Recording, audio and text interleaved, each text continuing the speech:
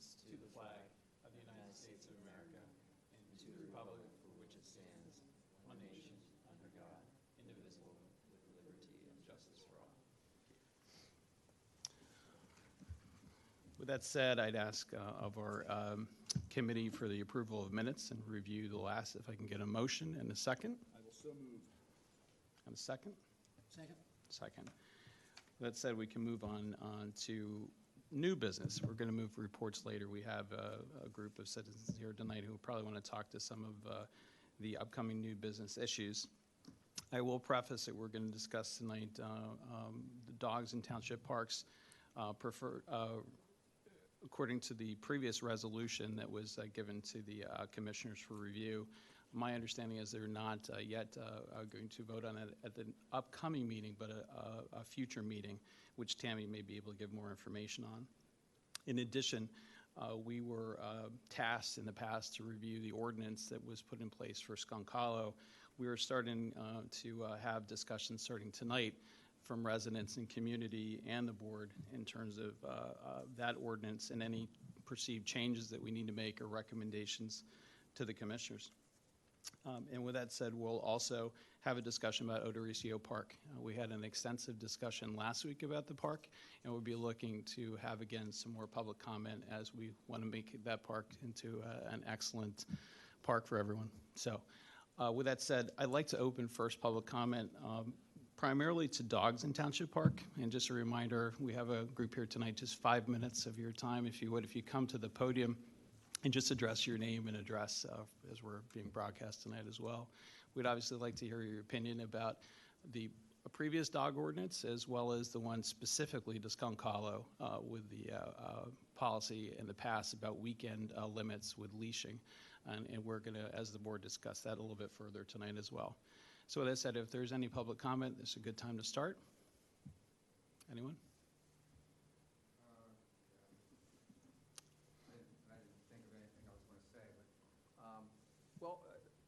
John Velutini at 106 Walnut Avenue. I apologize, but could you explain to me and maybe some other folks in the auditorium here, I know we have a new ordinance which tweaked the hours of Skunk Hollow, and that was done roughly a year ago or so, something like that. Yes. Okay. So why are we revisiting that now? I just need clarification. Pardon me? Okay. It was part of the understanding that we would revisit the ordinance and see where it was working and where it wasn't. Yeah. And look to not only the community's input, but the board's input in terms of whether we should change it. It's not necessarily that we're making a change, but it's just a revisit to see if there's any tweaking that needs to be done either way. We actually recommended that the Board of Commissioners give us 2 years before we review this again, but they came back and said 1, so here we are. 1 year, okay. Was there a reason why they even wanted it revisited?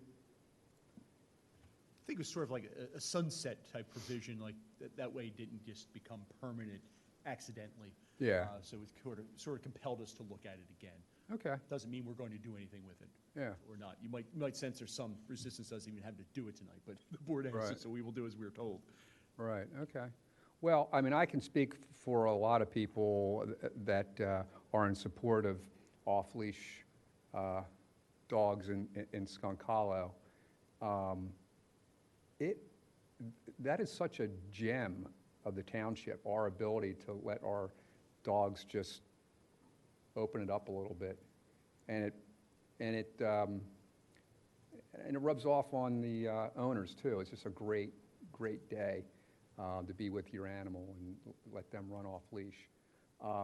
I personally, with all sincerity, I have not witnessed any negative encounters between dogs and humans. I have never at Skunk Hollow experienced any negative encounters or seen any negative encounters. And I think the last time I made comment on this was when it was first brought up. The reality of it is, when these dogs are off leash, they don't care about the humans. They don't care about the humans. They're all about the smells and the experience and running around. So I realize, well, I'm not going to go there, but, so I'll just end it, I'll end it there. I mean, the dogs are just, again, they don't care about the humans, they're about the smells and seeing other dogs and running around, and again, I haven't seen a negative encounter, so, yeah, thanks for your time, and thanks for the clarification on why we're revisiting it. I have one more thing to add in regard to why we're addressing it. As a township, we're trying to have one rule so that when the rules are enforced, it's enforced for everyone. And it's not just like Skunk Hollow has their rules and another park has its rules. And it helps the police to know, like, these are what the expectations are, these are what the consequences are, and we're not singling people out. So that was another reason why it was brought back to the table for us to look at, so that we could have like a general way that as a township we address off-leash, on-leash rules and regulations. So that's how it came back as well. Yeah, and that seems to me a very, very hefty endeavor, because if you include Skunk Hollow, because Skunk Hollow is a very, very unique location relative to the rest of the park system.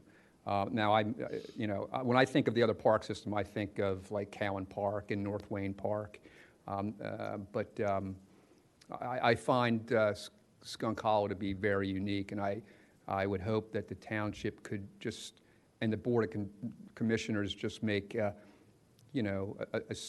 special conditions for that one location, or this board. I mean, maybe we can have all the dogs run off leash in all the parks. But, so.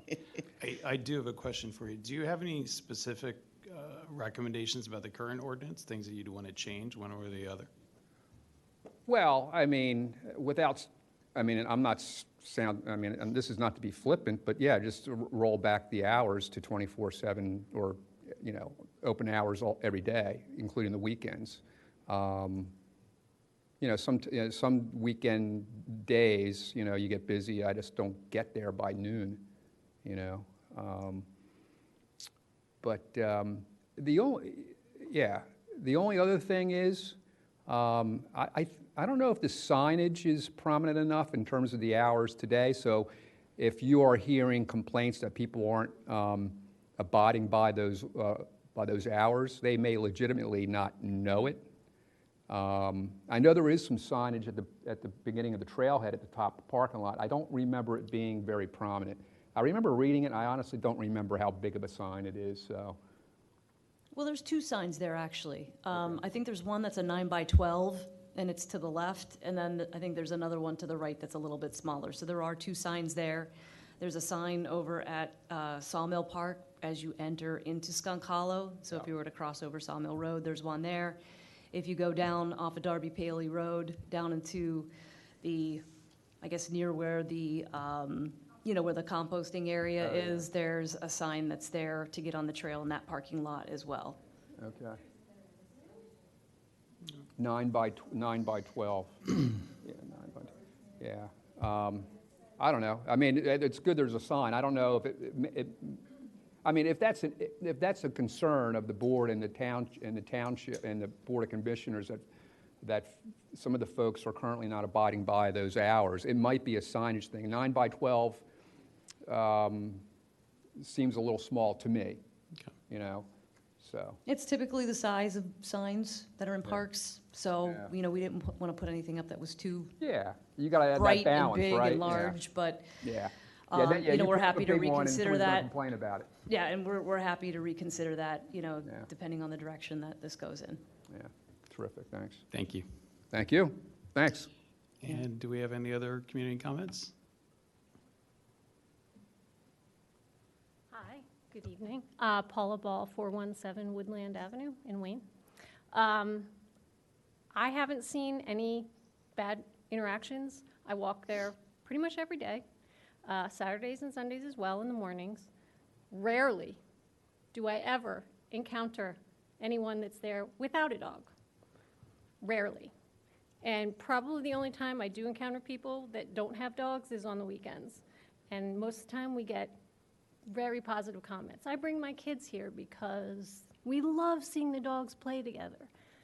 I'm just not seeing it. I'm also seeing the paths markedly cleaner. We are all making an effort to pick up after our dogs. I would really love to see a waste can placed. There's that brick pathway that comes up. The Willows, yeah. It would be a really nice spot because a lot of dogs get out of the car, we bring them up to the trail, and then they're going in that first stretch. And it would be really nice if we didn't have to backtrack to go back to the can, because otherwise we have to hold it the entire time until we get to the Skunk Hollow parking lot. So it'd be nice if there was that just extra little receptacle, would be very nice. As far as dogs on leash at Skunk Hollow, I think it's highly dangerous. All winter long, the rocks were frozen, and if I had to have my dog on a leash, I would have fallen, I would have gotten hurt, without a doubt. And even when it's not slippery, it's still really hard to walk a dog on leash safely. And we have older people that this is the highlight of their day. We know there's a guy who walks in his 80s there every day. There's no way he's walking his dog on leash. So you're taking that away from people because you're going to force dogs to be on a leash in a place where there's trees and narrow pathways and roots to trip over. It's really not feasible. It's really not safe. So I don't see how you can lump all the parks together and include Skunk Hollow with the same rule. It just doesn't seem feasible. And a question, just the current ordinance, do you see any changes that you would make or things that you'd like to see? I agree that I don't see that I don't walk there after 12 because I'm not gonna, on the weekends, because I'm not gonna go with my dog on leash. But I would love to see maybe some sort of count of how many people are actually using the park during the times when dogs are required to be on leash. I could be completely wrong, but I would guess it goes because most of us are crowding there in the morning if we can, so we can walk our dogs off leash, and I still don't really see many people going there without dogs. Cool. Just don't see it. So. Thank you. Any other public comment?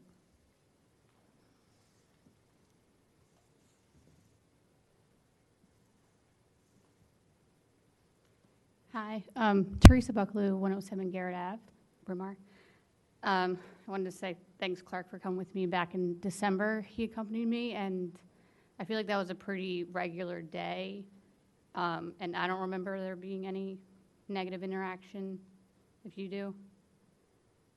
No, we had a good day through a walk. It's hard, it's a winter period, but Right. There's different times. In winter, summer is their peak. Actually, this weekend was probably a good time to judge. Unfortunately, I didn't make it there this weekend, but Right. summer's different. I just wanted to point out, I also have never experienced any negative activity, especially when I'm there on the weekends. I like to go during the week because we can go after work before the sun sets. And I mentioned this when we were on our walk that, especially during the winter time, having to leave at noon, like there was plenty of instances where I go on like a Saturday or Sunday and I'm there and all our dogs are playing together and someone checks their watch and they're like, oh, it's getting close to noon, we all have to go. So then we all have to get our dogs, go our separate ways, and leave the park. I don't see anyone else there, especially in the winter. So we're leaving and it's disrupting our community when you do that. So I did mention like extending those hours past noon, especially during the winter time when it's very cold and it doesn't even start to get warm until like 1 or 2. So to get out there earlier. So that was kind of a pain this past winter as opposed to last winter. And then I just wanted to point out, what other people have said that, my dog doesn't care about people. He's not going to be jumping on people. He only cares about playing with the other dogs and the smells. And secondly, the woman right before me mentioned, like, my dog is a value add to the community. There are plenty of times where I meet my neighbors or the rest of the people in the community that sometimes don't have dogs, and they meet my dog and they just want to play fetch with him. And they're little kids that are like between like 3 and 8. And they love the interaction that they have with him. And I think that helps develop a better relationship with dogs. And that's something that I think that is not really spoken about, was like the positives. I feel like we're only talking about, any type of hypothetical negatives, but we're not actually highlighting the value adds. I feel like when I'm there, it's a positive experience for everyone. So. Any other changes to the current ordinance, things that you'd like to see different? Just to extend the hours on the weekends. That would be my main recommendation. And I think I mentioned this is not about the ordinance, but driving into that, that I don't know what parking lot that's called, but it's before you get to Sawmill. The mulch lot. Yeah. I don't know if there's like a better, safer way. Like if there's like I don't know, like a mirror so you can like see, or like, I don't know, maybe like a street light or something. I don't know. I just feel unsafe going in and out there, especially around dusk. Yeah, it's definitely on, I think, Tammy's radar. There's some changes happening there with the bridge that'll change things as well. Maybe you'll comment about that later. We need a safe place for people to park there And and get in and out. especially if that's an issue, if you feel like the Willows parking lot is too crowded, especially on the weekends, I wouldn't mind just skipping that and just going to that other parking lot to stay out of the way of the events. Since you're there a lot and you have a lot of interest in this, I do have a question. There are circumstances where individuals have had not just one dog off leash, but multiple dogs off leash. So have I. I've taken my dog's litter mate, and this is a huge positive experience for her because she's not as social, but she's great off leash because you can just come and go as she pleases with dogs, as opposed to a dog park where she's kind of feels trapped. So I think that's another reason. Do you see an upper limit for which there's control? I mean, they're border collies. They're very much in control. So, like, to me, honestly, unlimited for that breed specifically, in my experience. I don't know. I think as long as you have control over your dogs, I don't really see a limit. Right. It's like, I feel like I mentioned this before when we were on our walk, but you know your dog. I don't think they're unpredictable animals. I know exactly how my dog can behave. Cool. Thank you. Thanks. Any other public comment? We got more? Megan Patterson, 241 Lenore. I noticed that you keep asking everyone, what changes would you do to the current? And the only thing that I can think of, and it's not, oh, let's make everyone happy. I have a dog that I take there pretty much every single morning. And the last dog that I had, I took him there every single morning. When he passed, I walked through there with him with his ashes. So that place just has it's a wonderful place to be able to have in our community. And I also have 2 little girls. I have a 5 and a 6-year-old. They love going there with my dog and I, running around. They've met other dogs that they like there. That being said, I do have friends of my children who don't like dogs. Their families don't have dogs. They're not used to being around dogs. So I understand wanting to have some time that people can go and enjoy the woods and enjoy the creek and be out in nature in that type of setting in the township.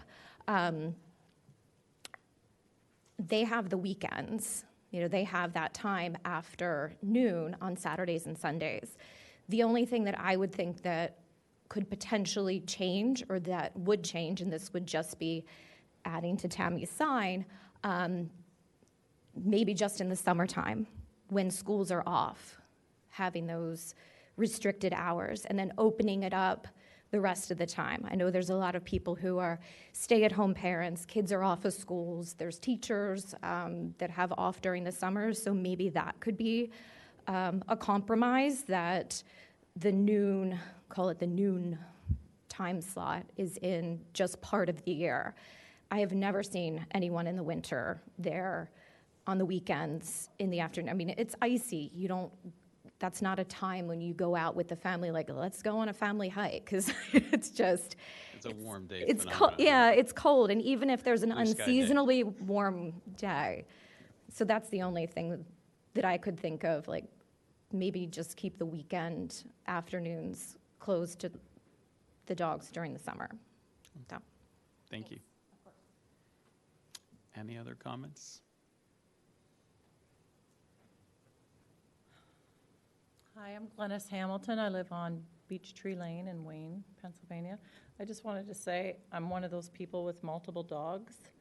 But what was your question about people with? Just, is there an upper limit? It's one of the things that's been mentioned at times in terms of individuals under control, one dog, two dogs, but if there's more than one I dog. think the question sometimes, is, you know, can I achieve walk control? with two other ladies, and like I have currently 3 dogs because my son is living with us and he has a dog.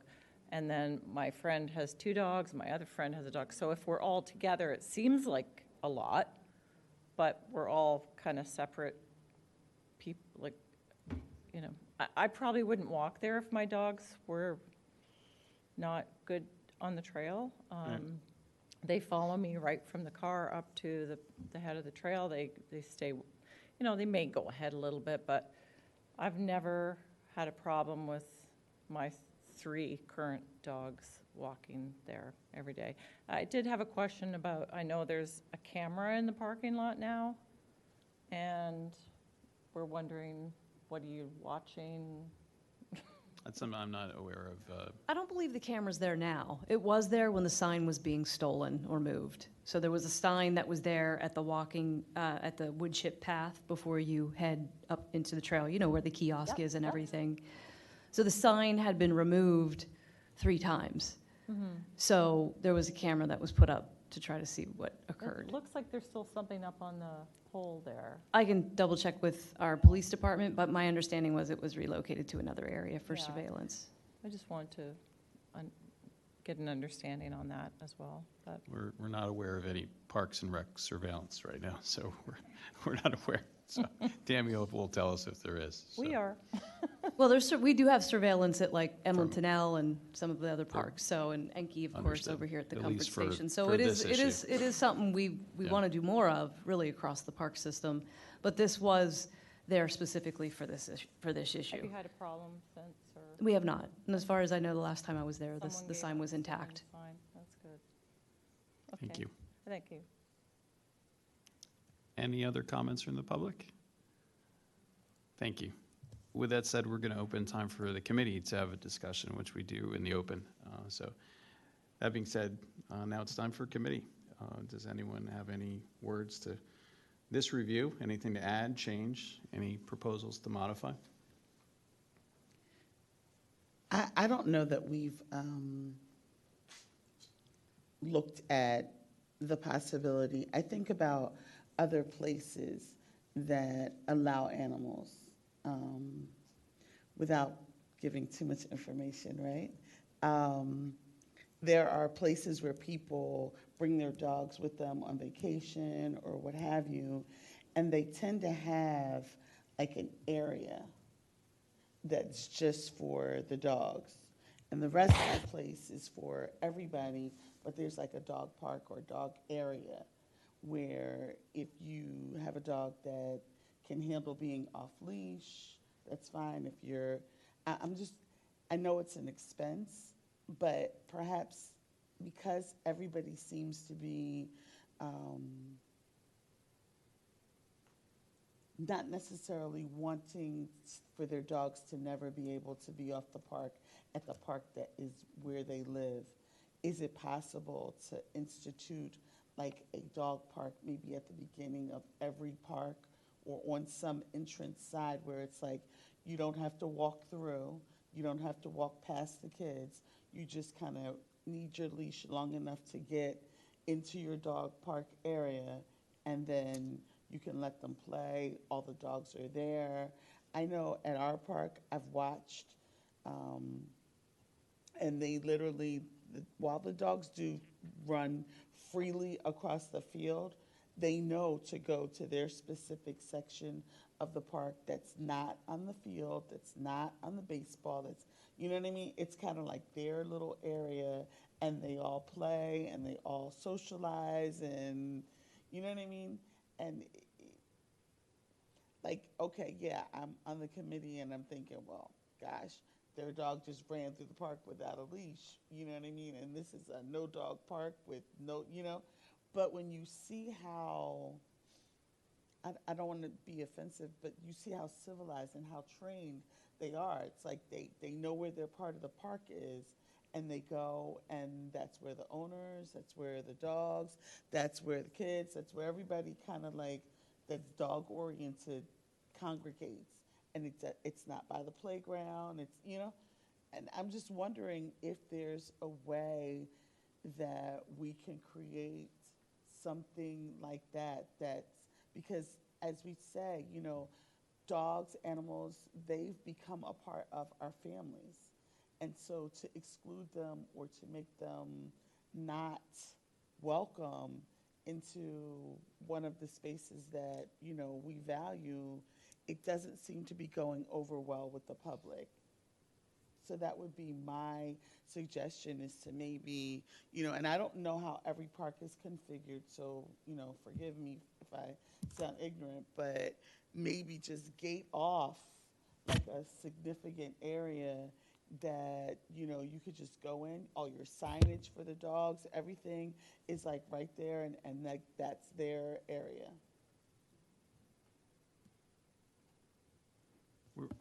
Just one question.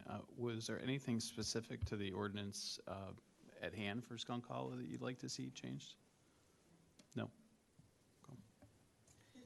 I think I'm okay leaving it as is. I know we spent 4 years of talking to police, township officials, commissioners. We've had probably 13 different people on this dais, on this board, countless meetings with the public, and we tried to craft a compromise and try to address and take into account all the interests that were before us.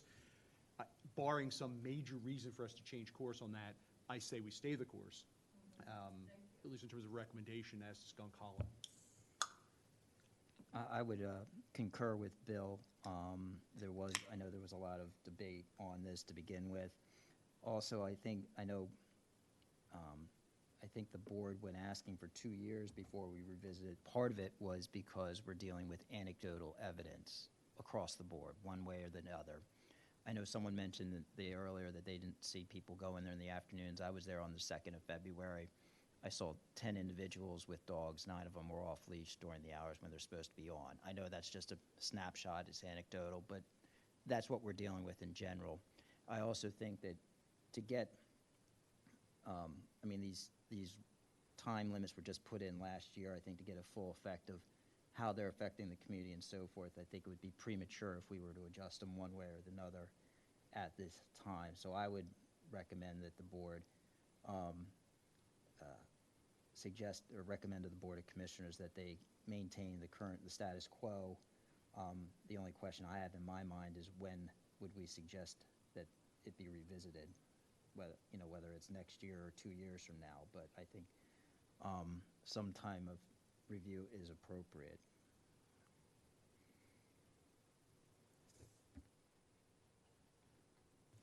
Any other comment? No. I think I may just sum up then just the mood of the board at this point and for the community. Obviously, it's an important topic. There's so many people that are interested in animals in that park, and it's a beloved park. We all love it, and we want to make sure it stays a community asset. But I think the tenor of the board is we want to make sure it's a park for everyone, and make sure that we have individuals who, frankly, don't feel as comfortable with dogs off leash be able to use that park.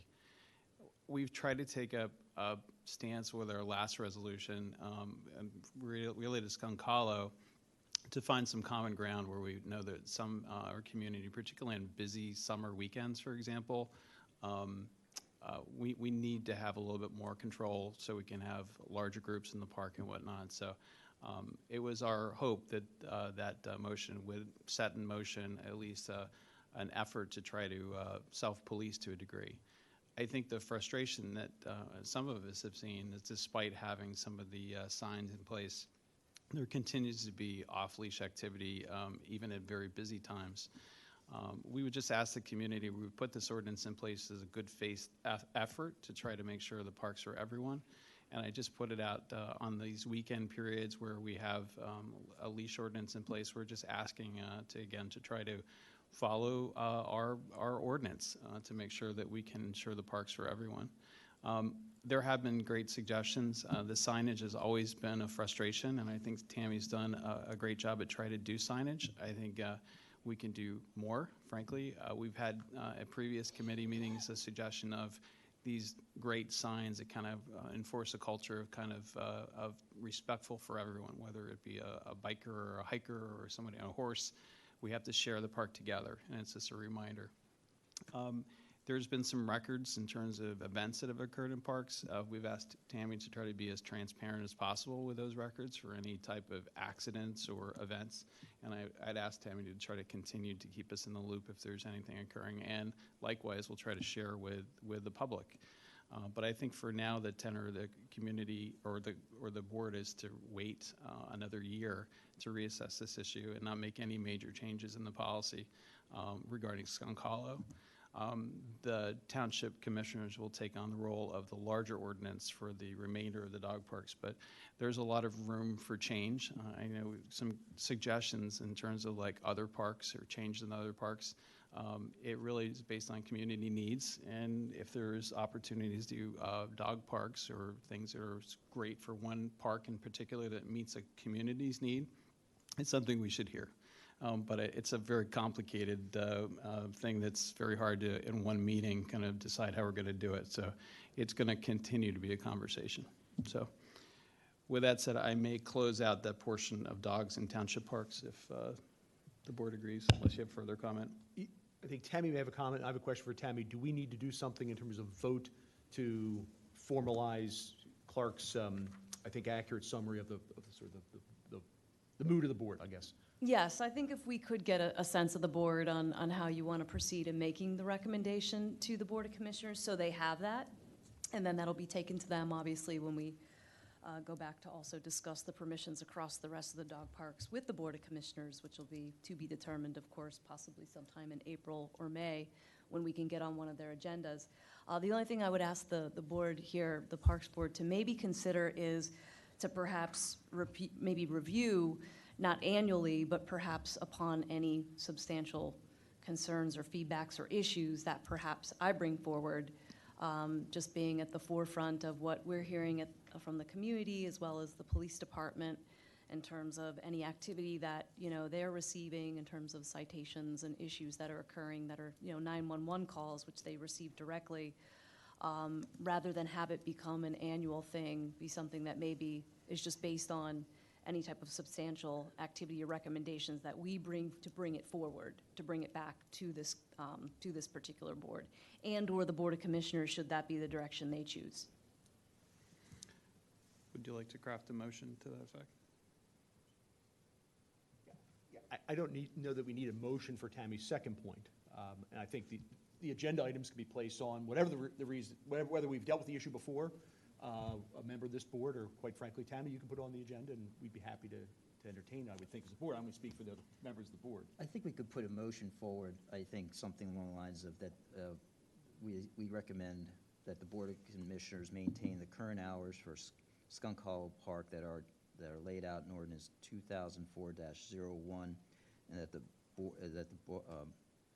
Parks and Rec Board review these hours 1 year after the Board of Commissioners, or at any time in which Tammy or a member of the township staff brings it necessary to our attention. I would second that motion, and also, I don't think we need to say it, but anytime in public comment, anyone wants to come up and raise an issue on any topic, Right. we've been pretty transparent and open to hearing input. So I would second the motion you had. All right.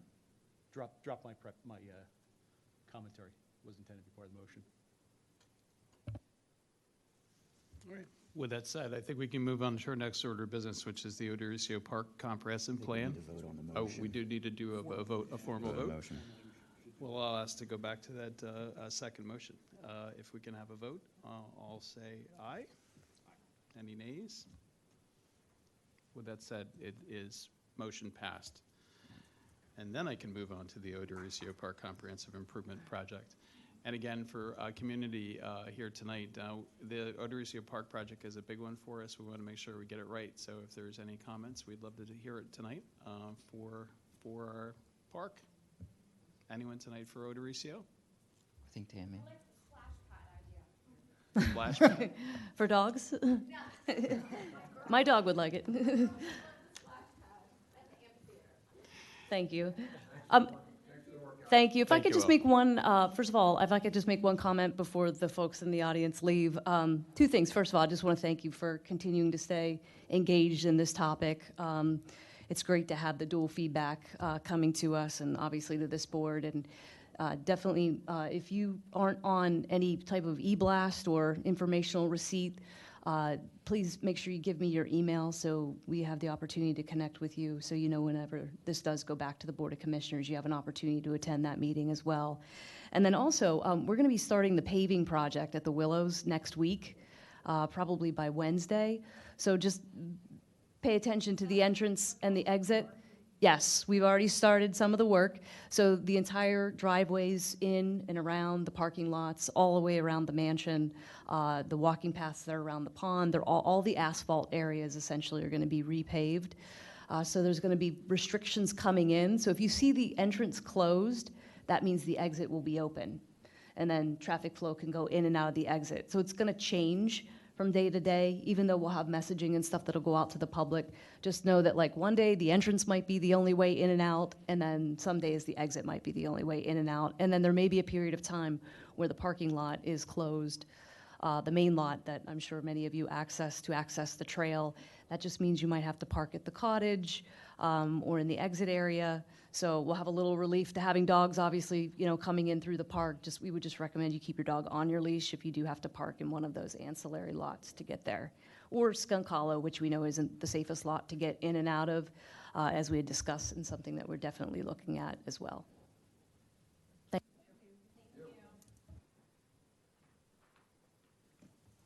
Getting back to the board for comments for the Odorosio Park Comprehensive Improvement Project. Any comments from our own board?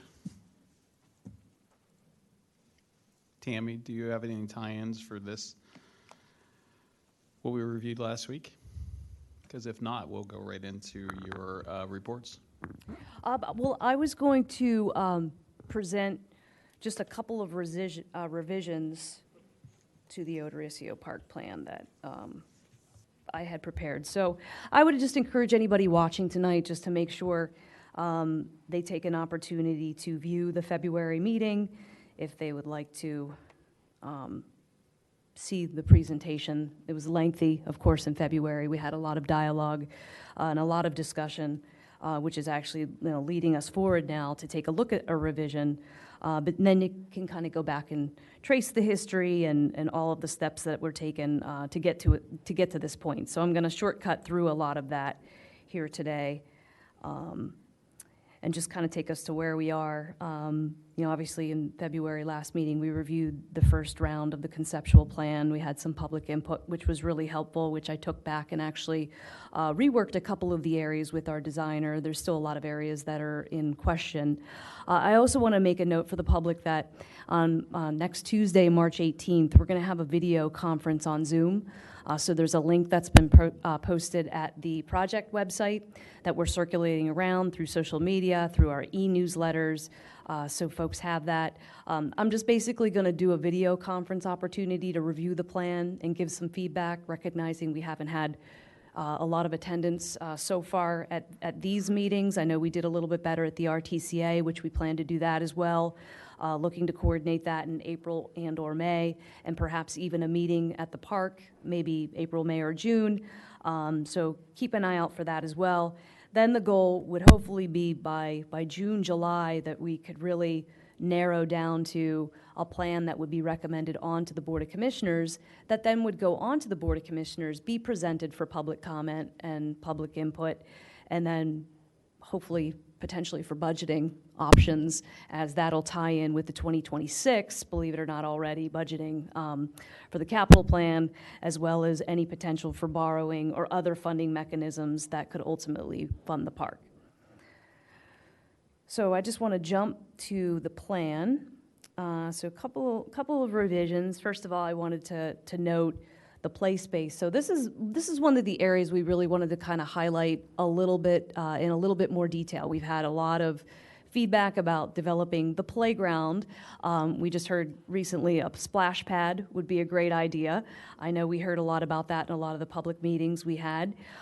We've heard about commercial inclusive play space, which is something we've kind of been talking a lot about, and just across all the parks and the playgrounds that'll be replaced, and hopefully within the next several years. We've heard a lot about nature play space.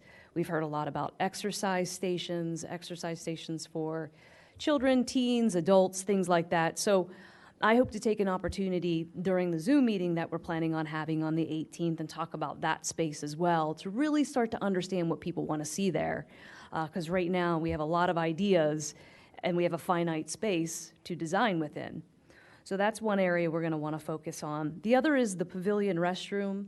I think we want to ultimately get a sense, what exactly are we looking for here? Do we just want a restroom similar to what we have right now? Do we want a pavilion with a covered space? Maybe not the size of Vennamore, but something that could allow for smaller rentals for picnics and gatherings that happen in the community and things like that. Could be a great space within this neighborhood and within the community, available for others to come and gather, since there's so many great recreational amenities at the park to enjoy. The other item we looked at was the bandshell and the bandshell area. So I know we have a contingency of the community that's very interested in having that. Right now, as a placeholder, we have that situated over along the hillside to the eastern side of the park, and then along with the corresponding tiered in hillside seating that we looked at images of course, last meeting, which remains, again, another item in question. I know there were some concerns on that hillside because of the sledding that takes place.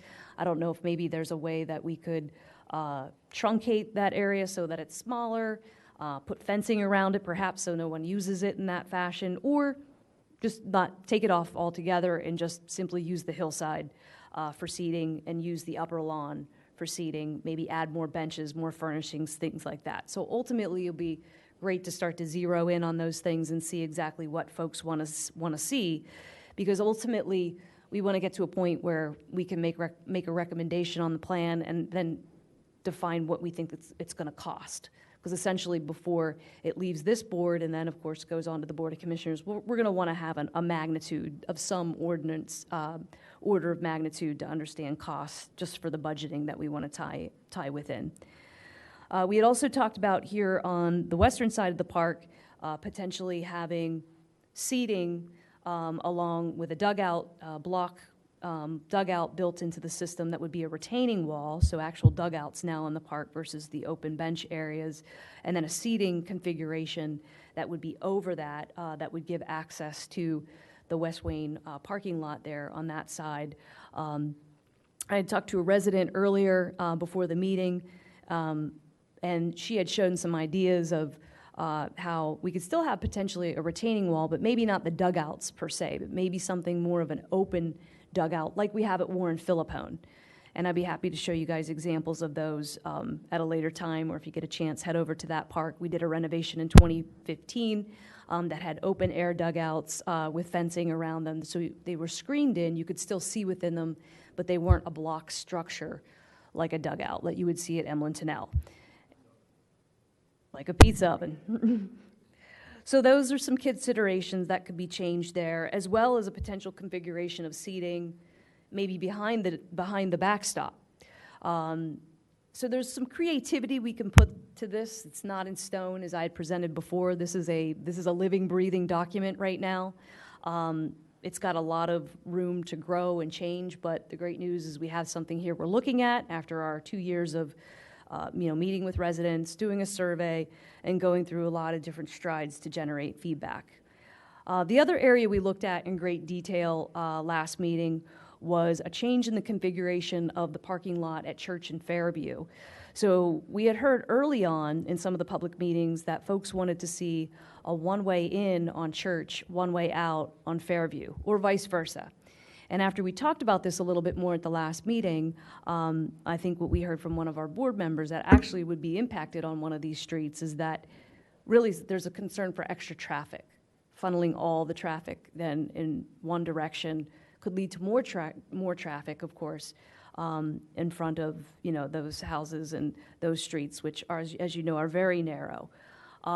So the thought process is we could turn around and we could maybe reconfigure using Church Street, which actually falls just on the border of the park, keep the streets, Church and Fairview, two ways, and then just have the one-way in circular structure within the Church Drive, which I'll show you on an aerial in a second, so that we can achieve the angled parking. That does gain us, I think, roughly 6 more spaces if we can. I know it doesn't sound like a whole lot of a delta, you know, increase to the parking, but it does help, given, of course, on the other side of the park, over here on the what we were defining sort of as lawn, open area, perhaps area for some stormwater management or gardens, again, open area that still isn't really defined yet in the park, but the goal was to take away the parking that's there and remove the asphalt so that we'd be able to use that to help to achieve some of the other goals within the park. So if we just jump really quick to the area that I was talking about with regards to Church. So let me see if I can get a pointer.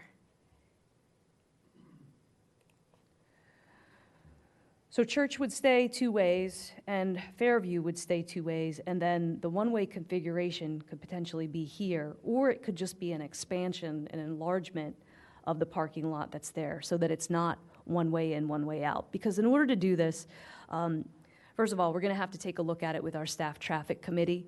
There would have to be a lot of signage to really control that flow. It could be confusing to people because it is new. So there would have to be a lot of communication to make it work, and probably changes to the design and the infrastructure that's there.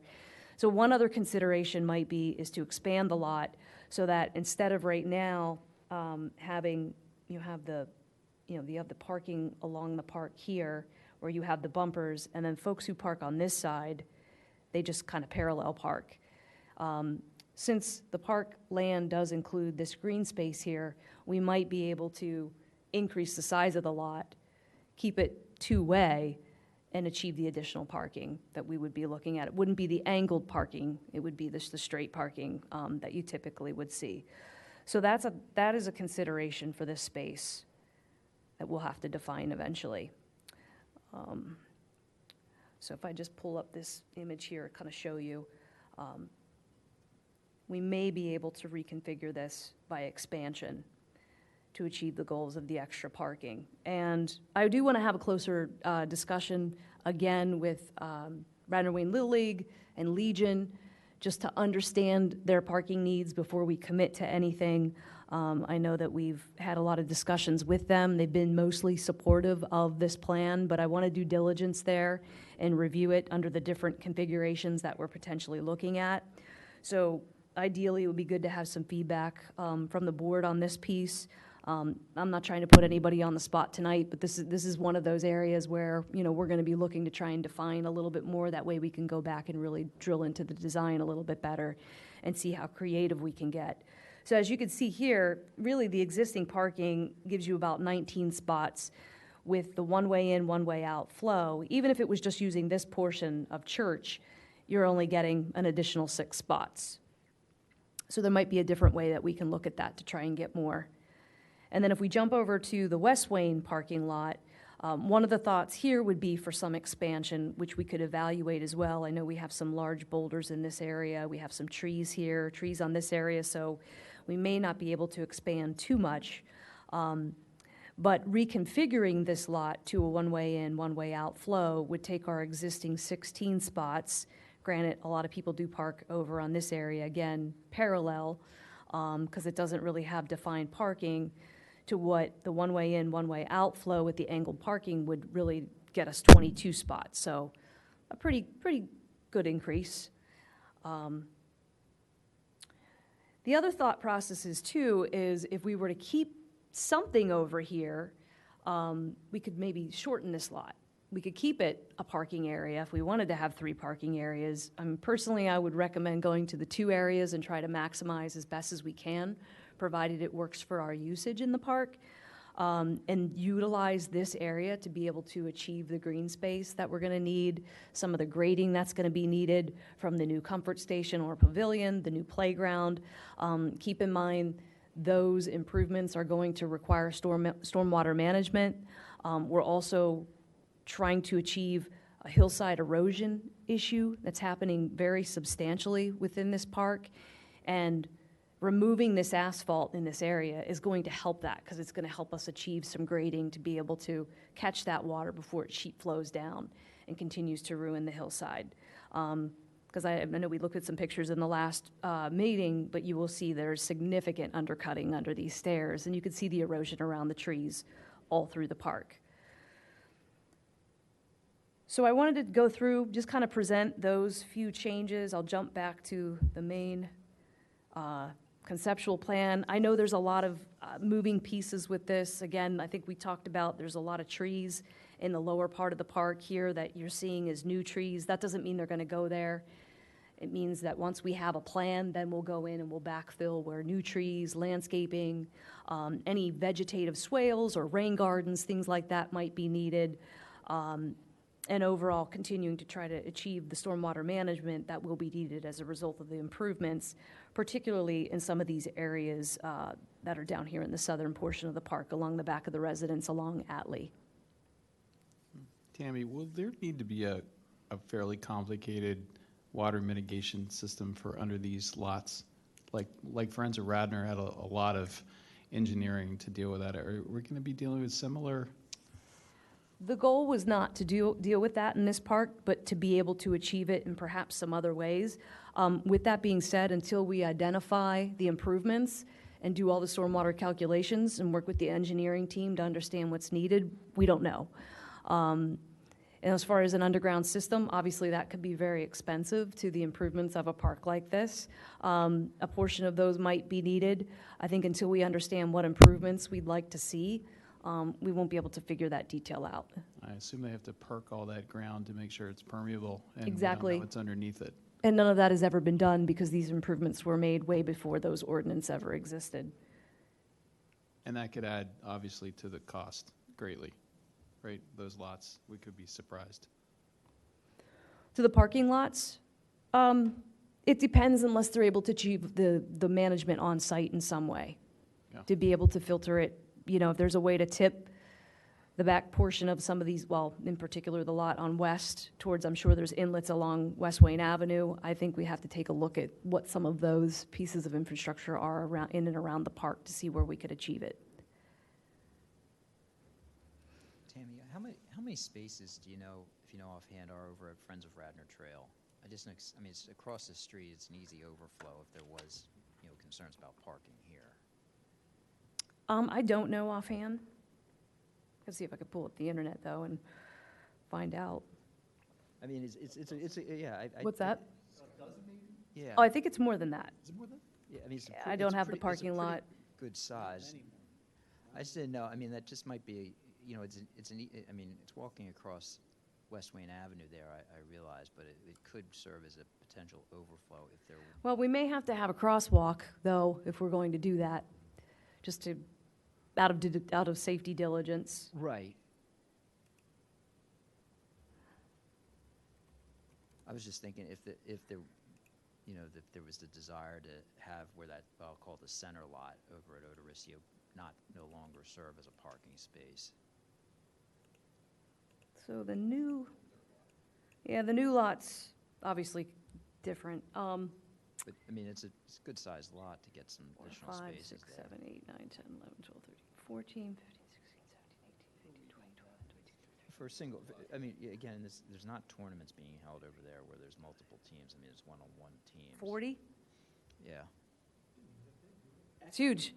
Yeah, it is. I mean, we may have lost a little bit in the new plan. We might have gained. I'm not sure, but let's say roughly 35, 40 at least.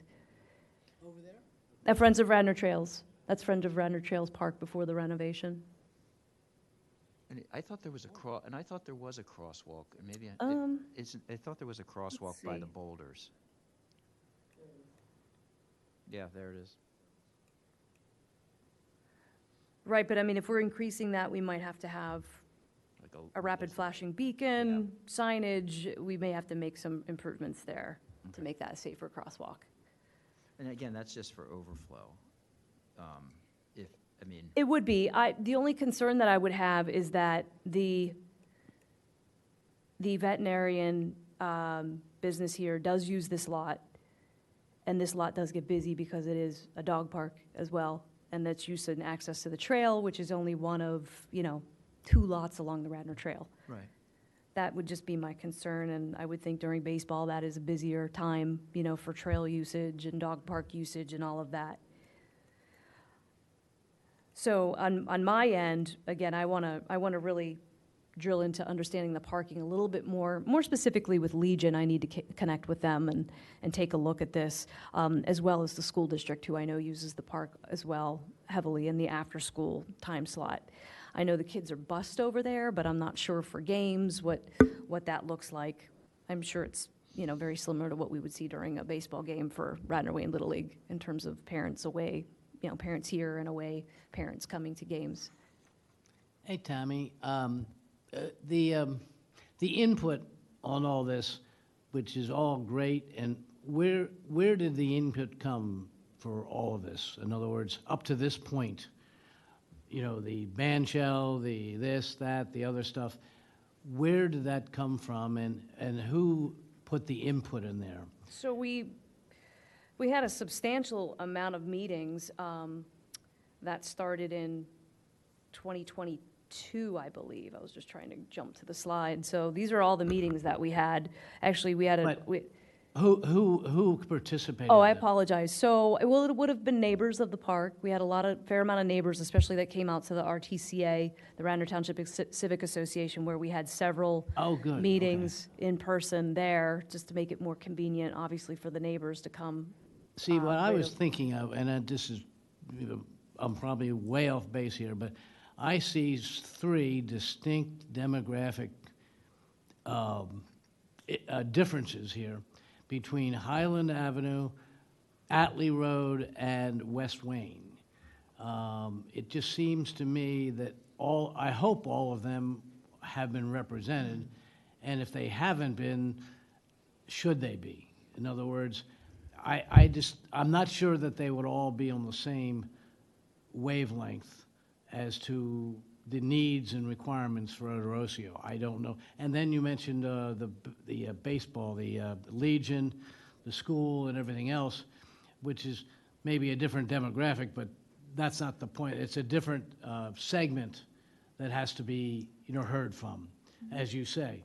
So all I'm saying is, before it gets so far along that one of those are going to say, well, geez, we don't need the band shell, or we don't, whatever it might be, we don't need this, that, or the other thing, that they are all at least on the team. That's all, and again, Atlee, West Wayne, and Highland. So leading into a lot of those meetings, we did a mailer to everybody. We did 2 mailers that went out to all the residents. So I know that's something we're considering in doing again. Right. And I hope to have it out in time for the video conference that's coming up next week. I'm running a little behind on that. I apologize. So we've really been trying to push out e-communications. And then one of the things we also generated, though, through that process, and even through the letters that went out, was an e-notification list that's specific to Odorosio, and we generated that through the survey also. So, that has roughly 200-plus folks that are on it. All of the representatives of the sports organizations in the school district are represented on that as well. So we need to hear from them. So, but I know that there's always gaps. We had 3 years of meetings for Clemmer-Crone, and we were in the 11th hour ready to go to bid, and we still had people that had never heard of the project before. That's and right. we saw it happen with Fenimore too. So there's inevitably going to be people we're not going to reach. I do feel like our efforts in doing that have improved since Clemacrone and improved since Fenimore, so my hope is that we are reaching. I know we've done letters to the community, especially, right on Highland Avenue. We've gone out and tried to do that through the Unity in our community event, the Odoricio Music Night event. We've tried to have some open houses and things to try and reach folks. So, but the other side of it is too, is we can't please everyone with what they want. So I know we heard the earlier comment about the splash park. I will say, if we build a splash park at this park, we will not have enough parking, Yeah. because people will come from everywhere. What do you need from us tonight, Tammy? I'm sorry if I know you may have mentioned at the outset, but I just want to make sure. Just input, that's all. I don't think we're ready to make any decisions at all. I would just want to hear if there's input, if there's other ideas,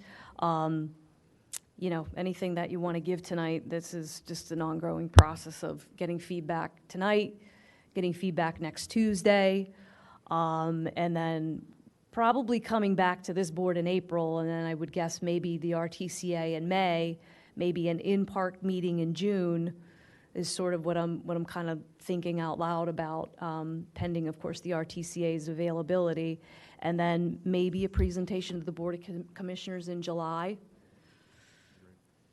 So you solicited input, just a few, maybe not random comments, just around the park. I think priority has to be on us, it sounds like it is, on the parking to the, the northeast corner of the park, where we spent some time talking about that, making sure that whatever solution's crafted there is not unduly disruptive to the residents there, for sure. I favor getting rid of that parking lot, which would be on the third base line of the baseball field. I found it was rarely used during all the years I was there. I haven't spent a lot of time over there in the last couple, but to make that green space is good, and as I understand it, that was its original formation, was green space. Two more. With regard to the stadium seating on the first base side of the baseball, other than Fenway Park, there's no better place to watch a baseball game in this entire country than sitting at the top ridge of that. And whatever you do there, you should not disturb the sight lines from just sitting up on those benches and watching a ball game. And what's great about it, since the kids that play there are middle school and older, the parents aren't in the kids' faces. You don't have to hear what the kids are saying in the dugout. It's a really nice environment, and they're, as the kids get older and play at higher levels, the parents get crazier. Nice little built-in distance is good.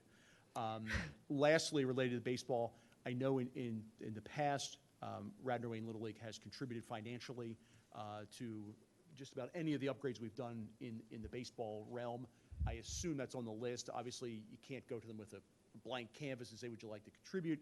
But I assume that they'll be consulted both in terms of whether or not what we're doing with an eye towards them is going to be satisfactory to their needs, but also they'd be willing to help defray the cost, since it is, dugouts really don't do much for the soccer or other users there. It's really solely a baseball function.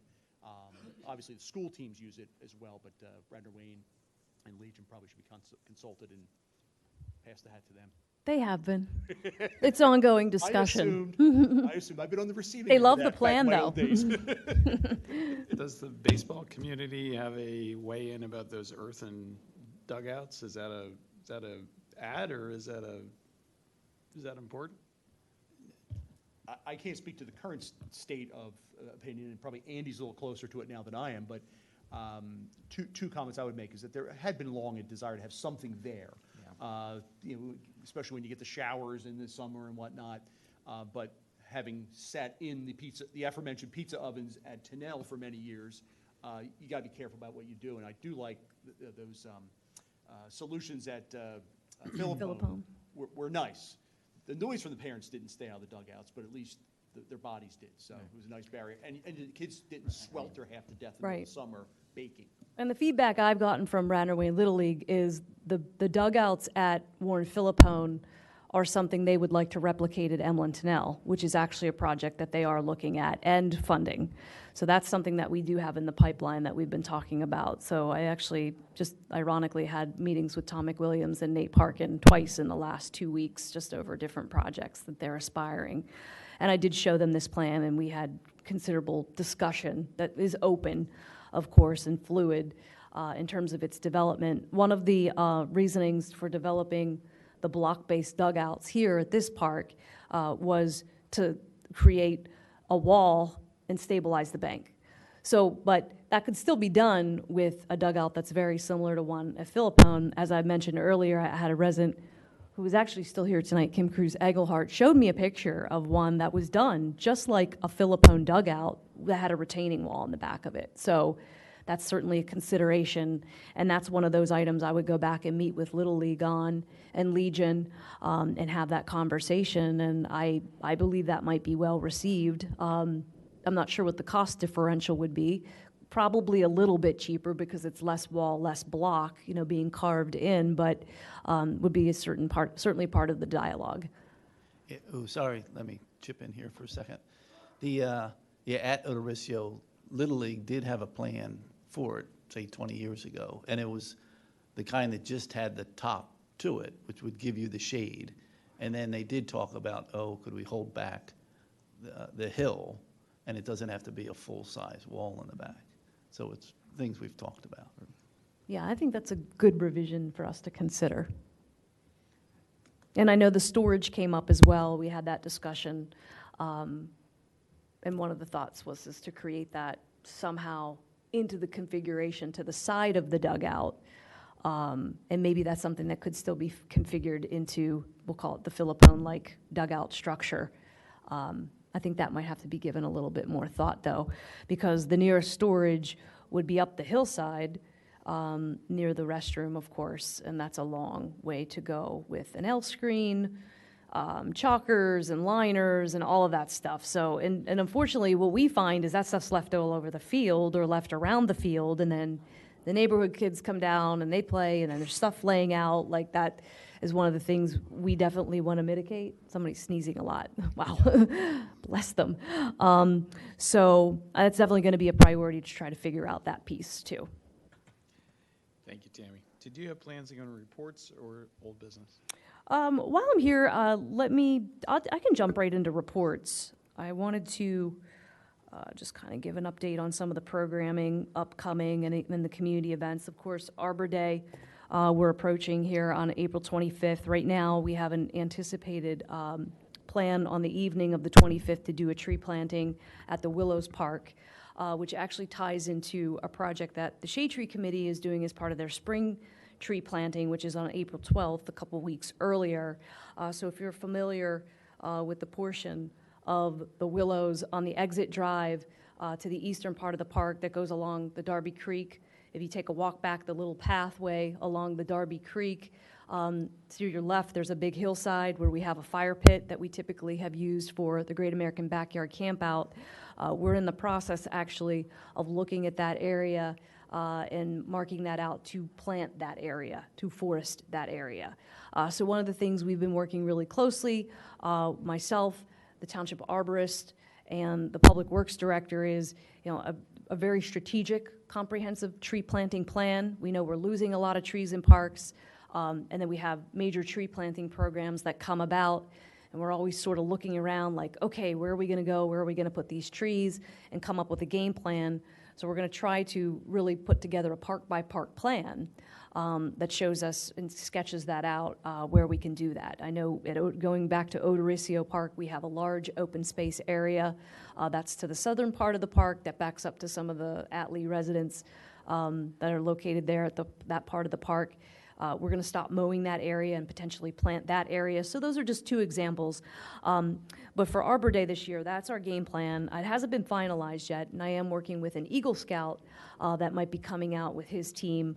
Not only is he going to plant as part of the April 12th, I anticipate, but as part of the April 25th as well, and then we'll also invite some members of the public to join us too. Wheels of Wayne is in its 11th year this year, taking place in downtown Wayne on April 27th.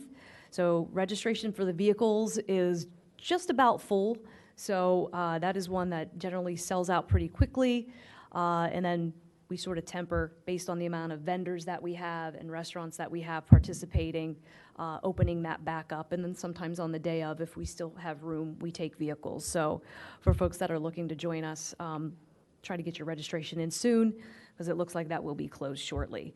We're also looking for car judges, if anyone would like to come out and judge cars. We have several categories. We have a regimented procedure we follow to do that, so we'd love to have folks to come out and help us, as well as food judges. We always have a pulled pork and pizza contest that judges the best of Wayne, best of Radnor. Sometimes we get some non-resident groups that come in and provide some good eats as well to test and sample, and it's a whole lot of fun. So if anyone here on the board or members of the public are interested, please join us. We also have our 11th annual Great American Backyard Campout. Registration's going to start opening for this one soon. It'll take place on Saturday, May 31st. And then new this year, we are going to be featuring a movie night as part of it.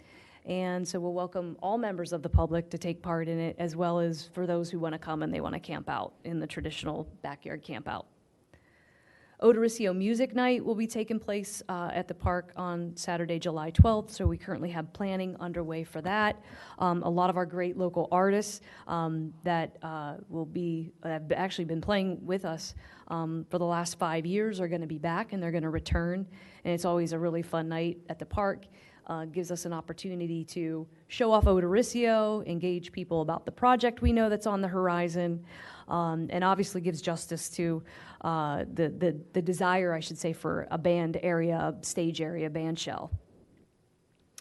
We'll have our 7th annual Unity in our Community Block Party on Highland Avenue. That'll be taking place on Saturday, August 23rd, so this is a save the date for a lot of those upcoming events. And then just switching gears to the programming, Heather put a lot of the programming here, these slides together. I just wanted to kind of show to the public. All this information is out at our website at radnor.com, so you can take a look at it there. We also have frequent posts that are out on our social media. So we have a wilderness navigation program that's coming up with 3 different sessions in May, July, and September. We have skateboarding clinics that are going to start in the spring. We have a skateboarding camp that'll take place over the summer. We have a few different programs going on with Skyhawks this year. We have Radnor T-ball program that will be starting in April. There's a golf program, and then of course our neurodiverse program, Fitletics, that'll be happening again. So you can again check out all those on the website. Pickleball clinics, tennis clinics, all of these super popular. So if you're looking to register for any of these programs, you can check them out. Griffin Volleyball is going to be starting soon. We have spring soccer that's coming up for preschoolers. We have World Cup Sports Academy bringing their spring break soccer camp that'll happen over at Memorial. And then, of course, they have a junior soccer program that takes place here upcoming in April as well. Survivor Nature Camp, many of the weeks are filled, but there are still that are open. Takes place at the Willows and Skunk Hollow, as well as Sawmill. In and around those areas of the park, a great program, and all of these sessions will fill up, and as I mentioned, many of them are right now, so if you're interested, be sure to reach out to us. We have a mini basketball program going on for preschoolers, summer basketball camp that'll be happening. Men's pickup basketball is also taking place starting next week, and then of course, last but not least, Radnor Day Camp, which is filling quickly, will be taking place at Radnor Elementary this year.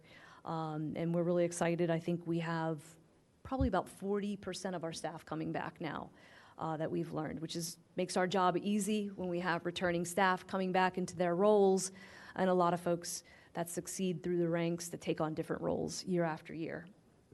How many total youth are served by these programs in the summer? You're going to put me on the spot, aren't you? That's a guess. Let's see. Over At least 1,000. Yeah, Yeah. good 1,000. That's a lot. There's It's a of lot. moving parts. It definitely is, and it's exciting. Summer's a great time. Of course, we have the challenges of weather and all of that we're up against every day, but it's a busy time, but it's also a really fun time. And I think I mentioned it at the last meeting, Tracy Kroom, our program coordinator, is going to go out on maternity leave in May, and then Natalie Masosha, our other program coordinator, is going to go out on maternity leave in September. So we're limping along a little bit. We're going to be even worse. Do you get any interns or positions you fill? So we do a summer camp internship, and we're the byproduct of what we get walking through the door, of course, but we are in the process of hiring a part-time recreation assistant, so that would be somebody coming to us with a recreation background that would serve to manage our department online registration, social media, marketing, scheduling, of course, of the rack, the picnic areas, the fields, all of that. So we are in the process of hiring that role.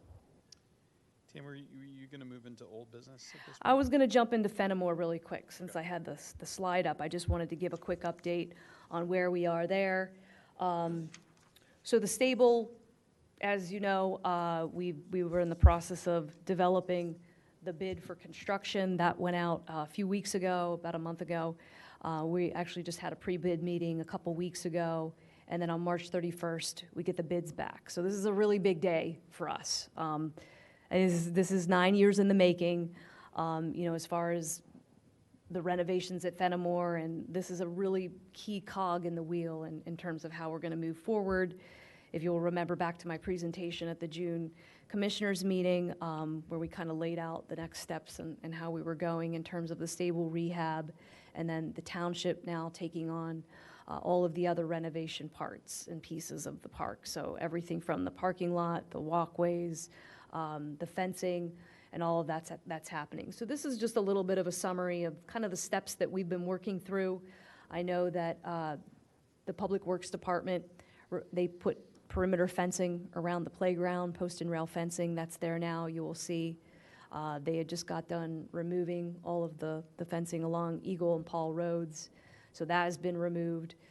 The Board of Commissioners, I believe at their next upcoming meeting, we're going to get authorization to purchase the fencing that will replace the chain link fence that was removed around Eagle and Paul Road, so that'll be replaced with post and rail as well, all along those areas, as well as the portions of the park near Shimoni Road, and then, of course, at the entrance at the corner, as you would go down into the pond, we're going to add a gate area there to kind of close that off. So that's all in the works. And then once we get the bids back, that's really going to kind of be the big piece that will set the stage for the rest of the sequencing on the park improvements. So that'll help us understand basically the construction timeline for the stable, which we'll anticipate hopefully beginning in June. I don't have a timeline on that yet until we get a contractor in and we hear from them how long it's going to take them. I have just a high-level schedule that I had put together here where it could be changed based on a lot of factors. So if we get a contractor in working on the stable, we're not going to touch the parking lot until they're done because that'll be their hub basically for all their equipment, all of their machinery. So even though we've put together our redesign of the parking lot, which our engineering team did in-house, that will go to bid for its paving as well as the paving of the walkways. So that will be on a bid and on a contract. But our Public Works Department will be doing a lot of the trenching and the stone, particularly for the pathways. Our engineering team had been responsible for putting all that together in terms of the engineering planning. So we've got a lot of mixing and matching happening, whereas typically this would be the Gilmore and Associates that we had working on the project, taking care of everything. Now we're kind of guiding this and managing it in-house. So once we hear back on the bids, I think that's where we'll really have a little bit more of a solid game plan. With the pavilion, I'm working on wrapping up the development scope on that. It'll go back to the Board of Commissioners for approval. So any of the purchases that we're making relative to the project or any subcontractors we're bringing in to do the work like the parking lots, the Board of Commissioners will continue to be the gateway to authorize those contracts and or those purchases. So that'll be a work in progress. I'm going to put this out for the board as well. In the summer months, would there be a interest to have this meeting at Fenimore or another park, just in lieu of being here to kind of see how things are going in that park?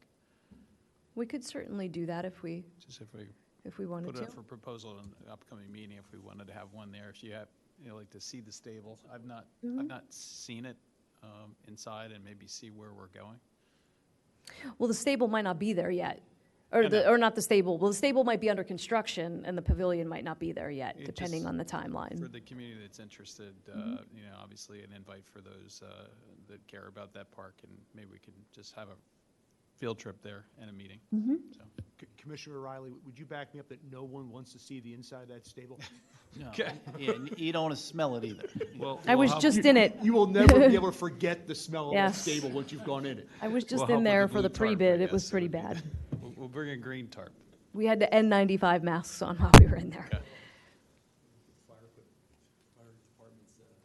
If you could propose a time, maybe propose it to us and see if it works. I think if we can get the schedule down for Odoriceo and how we want to sequentially do that meeting-wise, then we even can dovetail revisit- this right on the back of it. Even revisit that park. I know we had a productive meeting over there before. I think it's good, again, as you commented, and getting the community involved is a good way to go there instead of here. Sounds like a good plan. Do you have anything else for us, Tammy? I don't, and I believe just everything else on the agenda would just be similar updates to last month, so unless there's any specific questions. I think we'll be coming close to the close. We did have a tradition in the past of the Parks and Recs Board member of the Steward Program. I think it's obviously important.